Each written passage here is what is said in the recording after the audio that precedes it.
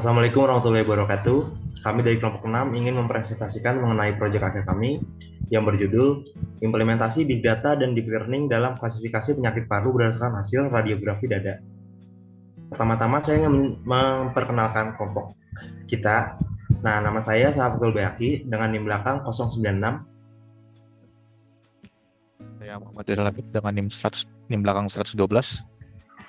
Dan saya Muhammad Zikarifin dengan NIM belakang 116.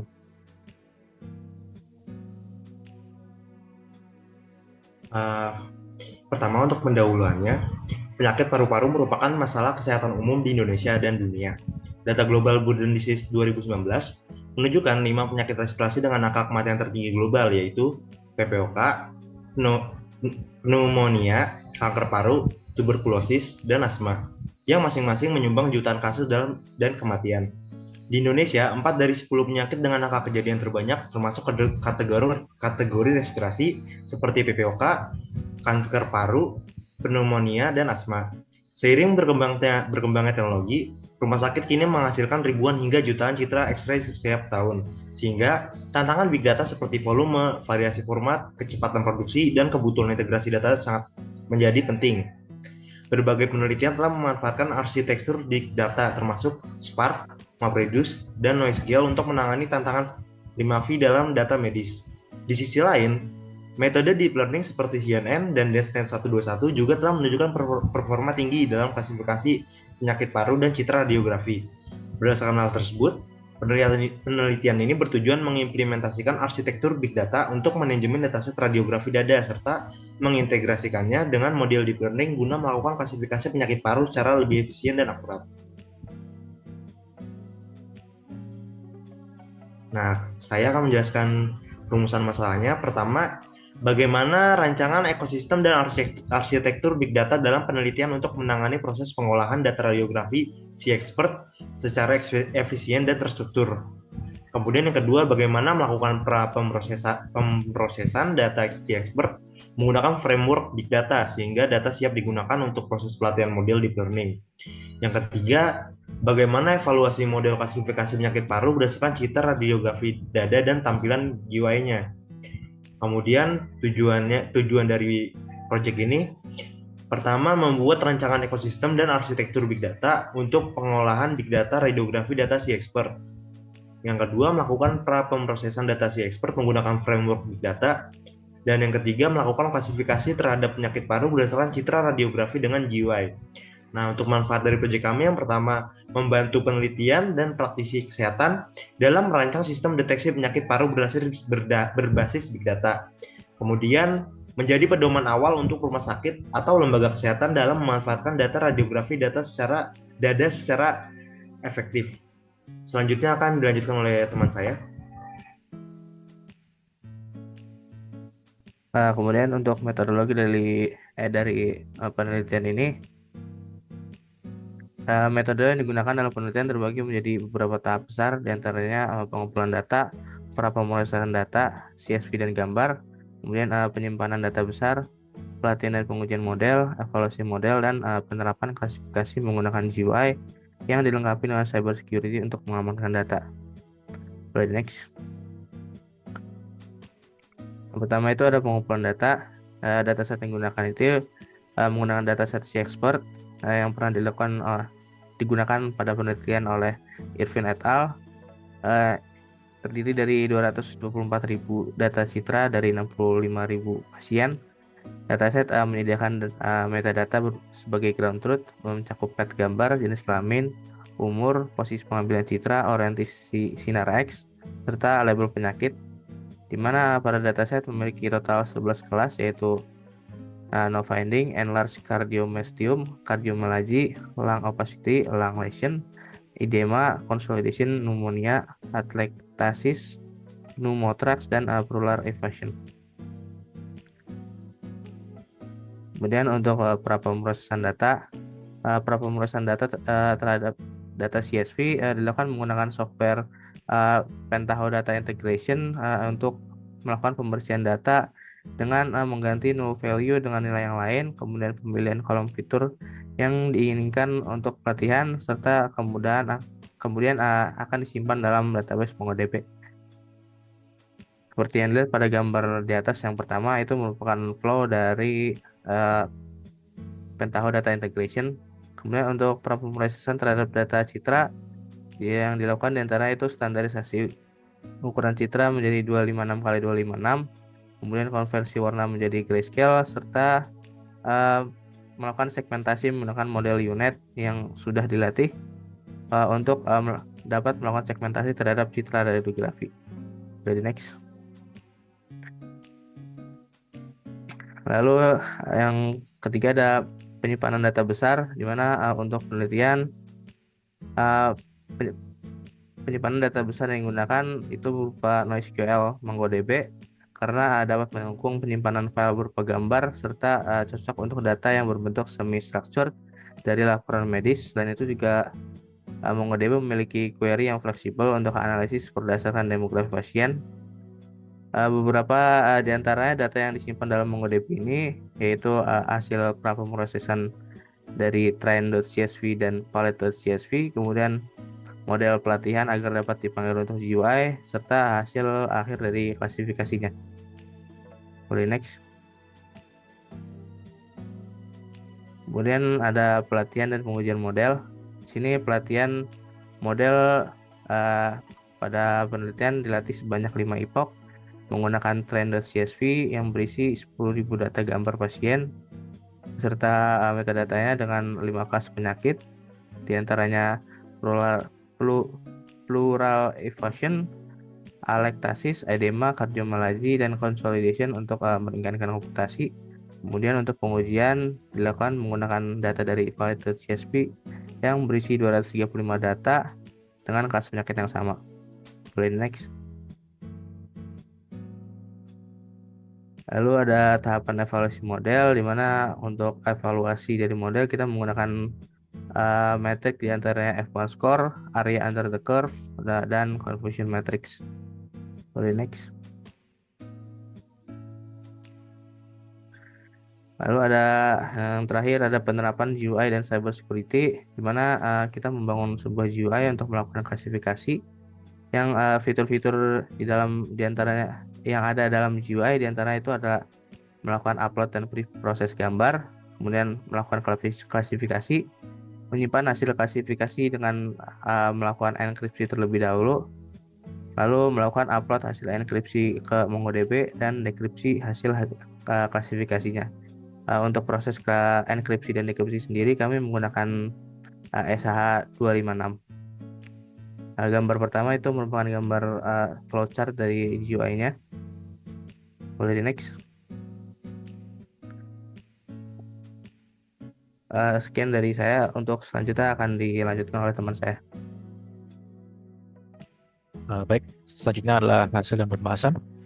Jadi setelah melalui serangkaian proses yang dimulai dari pengumpulan data, transformasi, hingga pelatihan model, penelitian ini telah berhasil membangun sebuah sistem berbasis big data dan deep learning untuk mendeteksi penyakit paru dari gambar radiografi dada. Model yang dikembangkan menggunakan arsitektur DenseNet 121 dan dilatih pada 10.000 gambar radiografi dan menunjukkan hasil yang cukup menjanjikan meskipun dengan sumber daya dan waktu yang terbatas. Jika dilihat pada layar sini, di sebelah kiri terdapat tabel untuk advance score pada model DenseNet 121 berdasarkan kelasnya. Terlihat nilai loss dan nilai F1 score pada tiap kelas memiliki nilai yang cukup. Lalu nilai makro F1 sebesar 0,37 dan mikro F1 score 0,4 cukup meyakinkan yang sehingga membuat model ini berpotensi besar untuk digunakan dalam sistem klasifikasi berdasarkan gambar yang didukung dengan tabel di kanan, yaitu nilai AOC untuk model DenseNet 121, di mana sebagian besar nilai AOC-nya berada di atas 0,5.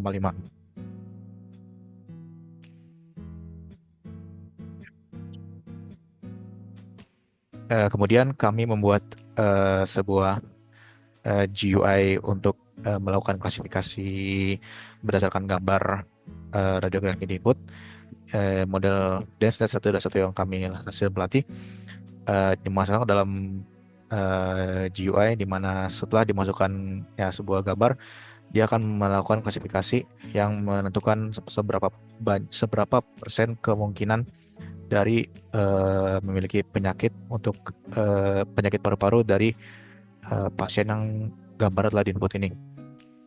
Dari UI ini pengguna dapat melakukan enkripsi untuk menyimpan gambarnya agar gambar dan hasil hasil klasifikasi aman, juga dapat diupload ke MongoDB dan untuk mendekripsikan hasil enkripsi gambar.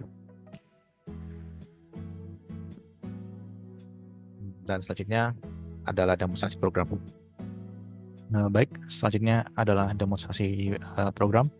Pertama-tama saya akan menampilkan perintah yang kami gunakan untuk memproses data CSV yang digunakan untuk training modelnya. Kita akan menggunakan CSV file input untuk menginput kedua CSV untuk training dan valid. Di sini terdapat banyak label dari CSV yang didapatkan dari Kaggle. Pada training terdapat 224.314 data. Di sini kita akan melakukan rename column agar di dalam Python labelnya terdapat dibaca untuk proses klasifikasi. Kemudian change null values di sini kami melakukan penggantian nama path untuk path gambar-gambar radiografi dada pada dataset agar sesuai dengan direktori yang digunakan pada komputer kami. Lalu untuk menggantikan nilai-nilai null dengan nilai sesuai dengan keseriusannya. Setelah itu kita akan memilih kolom-kolom baru agar file CSV yang terhasilkan dapat memiliki nilai baru yang telah digantikan pada change null values. Setelah itu file CSV kemudian diuploadkan ke MongoDB, di mana pada MongoDB akan terdapat database checkexpertDB. Dalamnya terdapat koleksi untuk metadata train dan metadata valid. Selanjutnya adalah demonstrasi file Python yang kami gunakan untuk training model. Di sini adalah file notebook Jupyter Notebook untuk melakukan training model. Kami menggunakan UNet membrane untuk melakukan membuat mask pada radiografi data yang kami dapatkan. Berikut library yang kami gunakan. Lalu ini merupakan kode untuk melakukan koneksi dengan database MongoDB. Pertama adalah koleksi untuk metadata training. Lalu kami untuk metadata training karena kurangnya tenaga untuk pemrosesan yang kami punya, kami hanya menggunakan 10.000 baris data dari total 223.414 data yang terdapat di dalam metadata di dalam CSV training. Dari 110.000 ini kami menggunakan random state 42 agar dia akan memilih data-data yang digunakan secara acak. Lalu dari semua data yang diambil ini kami akan menggunakan 5 label utama untuk penyakit paru-paru yang dapat diklasifikasi, yaitu atelektasis, kardiomegali, konsolidasi, edema, dan pleural effusion. Dan hasil akhirnya nanti akan terdapat dalam data frame seperti ini. Ada path-nya atelektasis, kardiomegali, consolidation, edema, dan pleural effusion. Lalu ini ada ringkasan dari label-label yang terdapat pada dataset yang digunakan. Terdapat 3.830 kasus pleural effusion, lalu 3.019 kasus atelektasis, lalu 2.308 kasus edema, 1.546 kardiomegali, 628 consolidation. Kemudian ini adalah proses pengambilan data valid dari MongoDB.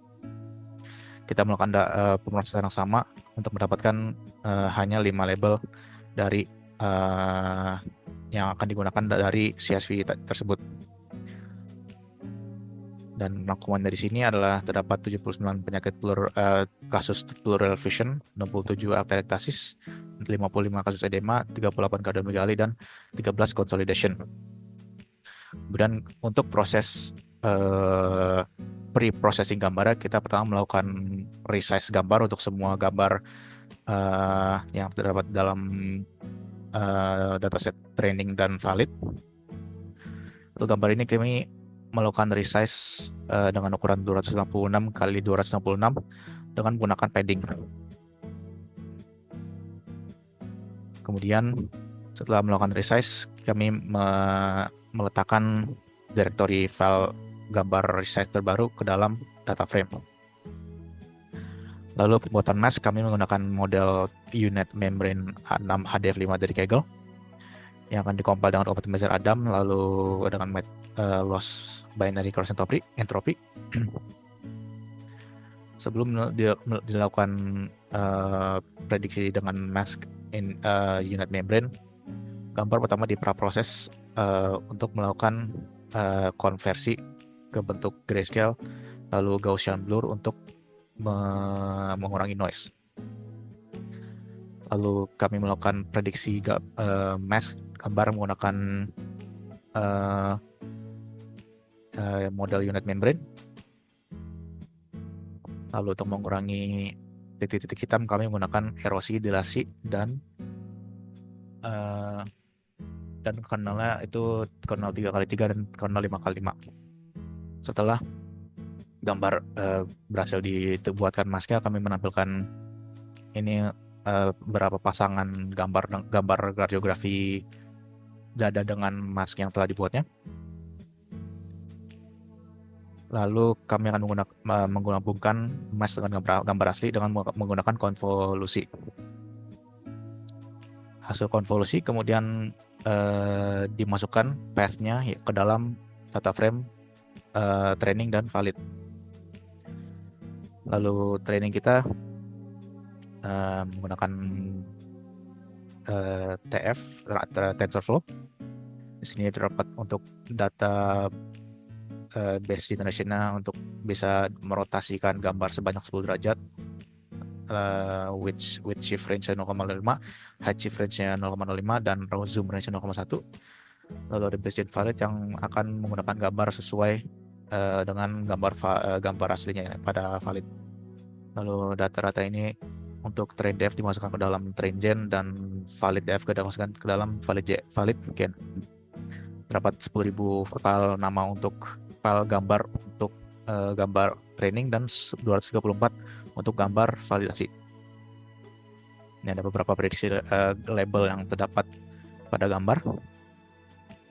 Lalu ini adalah model DenseNet yang kami gunakan, yaitu menggunakan weight ImageNet, yang berarti gambar model telah di pre-training menggunakan dataset ImageNet. Lalu input shape adalah 256 kali 256 dengan jumlah layer 3.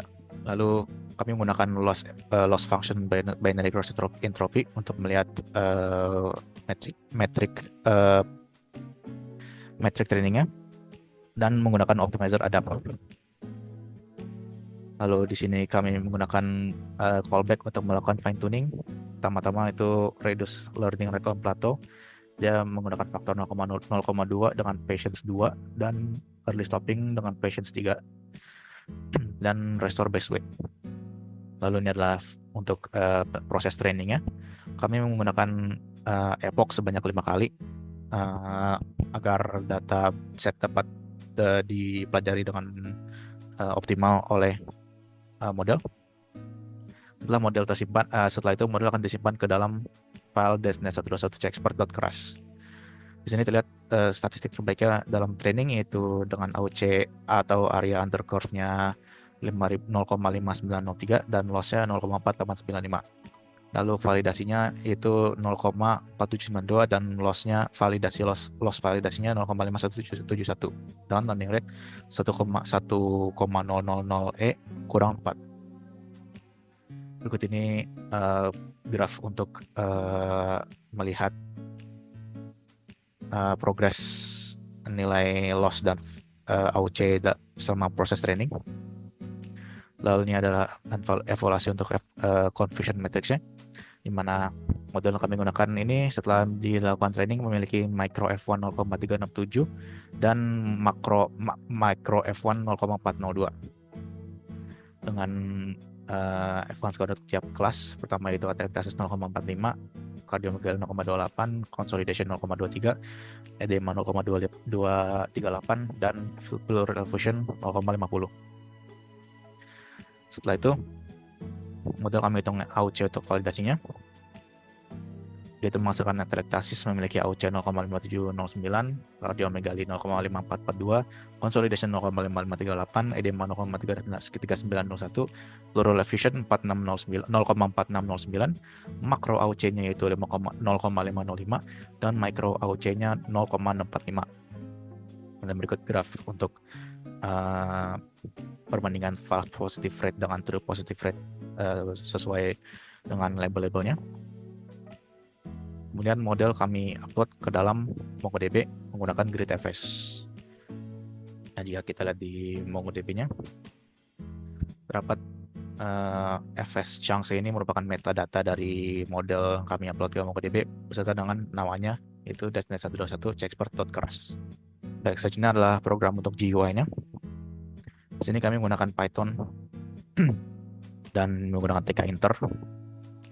Dia akan mengambil model dari MongoDB yang kemudian akan digunakan untuk memprediksi gambar input ke dalam GUI yang digunakannya, dan hasilnya ini itu akan memprediksikan penyakit yang dimiliki oleh pasien yang gambar radiografinya di-upload ke dalam program ini. Kemudian output hasil dari program ini akan dapat disimpan ke dalam bentuk enkripsi file SHA-256 yang dengan menggunakan password, atau juga dapat dan kemudian dapat disimpan ke dalam MongoDB jika program yang kita jalankan. Akan muncul tampilan seperti ini, yaitu chest X-ray classifier. Pertama kita bisa upload dan pre-process X-ray. Kita akan menggunakan gambar dari dataset training untuk pasien nomor 24 study 1 dengan nama file view1frontal.jpg. Setelah ini kita akan muncul tampilan dari gambar radiografi yang dipilih. Lalu kita bisa dapat klik classify image. Akan muncul notifikasi klasifikasi komplit. Di sini akan terdapat statistik untuk kemungkinan penyakit yang dimiliki oleh pasien yang gambar radiografi telah diinput ini. Pasien ini memiliki kemungkinan memiliki penyakit atelektasis sebesar 21%, kardiomegali 16%, consolidation 5%, edema 27%, dan pleural effusion 32%. Lalu kemudian kita dapat melakukan enkripsi dan simpan hasil. Di sini kita akan diminta untuk memasukkan password untuk enkripsi. Misal saya masukin passwordnya adalah PASS. Dia akan menyimpan dan mengenkripsi file, dan akan muncul pop-up ini. Kita dapat meletakkan hasil klasifikasi ke dalam direktori dalam komputer kita. Misal nama filenya pasien 1, dan jangan tersimpan dalam file .enc. Nah, akan muncul notifikasi yang kita file save successfully. Lalu jika kita ingin upload ke MongoDB, kita dapat klik tombol di bawahnya ini. Do you want to upload? Yes. Maka dia akan tulis encrypted result, akan muncul encrypted results uploaded to MongoDB dengan ID-nya. Dan jika kita lihat pada MongoDB, pada database ini, itu encrypted results, dapat ID-nya di sini dan timestamp di mana kapan file ini diupload. Setelah itu kita dapat mendekripsi hasil yang disimpan. Misal saya tutup dulu untuk mengulang programnya. Dan saya akan klik decrypt save the results. Saya akan mengambil pasien 1.tnc ini. Saya akan diminta untuk memasukkan password. satunya adalah PASS. Passwordnya saya input dengan benar. Dia muncul notifikasi successfully decrypted results for view 1 frontal DPG, dan hasil dari klasifikasi radiografi tadi akan muncul pada layar. Baik, dan sekarang kesimpulannya adalah penelitian ini menunjukkan bahwa big data dan deep learning dapat dimanfaatkan untuk mendeteksi penyakit paru melalui citra radiografi dada. Proses pengembangan dilakukan secara sistematis yang dimulai dari penyiapan data menggunakan Metaho dan MongoDB, pemrosesan gambar hingga pelatihan model deep learning dengan arsitektur DeskNet 121. Model yang dihasilkan kemudian berhasil diintegrasikan ke dalam sebuah program yang mampu melakukan klasifikasi penyakit paru-paru berdasarkan citra yang diinputkan. Sistem juga dilengkapi mekanisme enkripsi sederhana berbasis SHA-256 untuk menjaga keamanan hasil klasifikasi radiografi pasien. Meskipun implementasinya masih berada pada tahap awal, hasil yang diperoleh memberi indikasi bahwa pendekatan ini memiliki potensi sebagai alat bantu yang berguna bagi tenaga medis. Baik, sekian dari kelompok kami. Terima kasih atas perhatiannya. Mohon maaf jika ada kesalahan. Wassalamualaikum warahmatullahi wabarakatuh.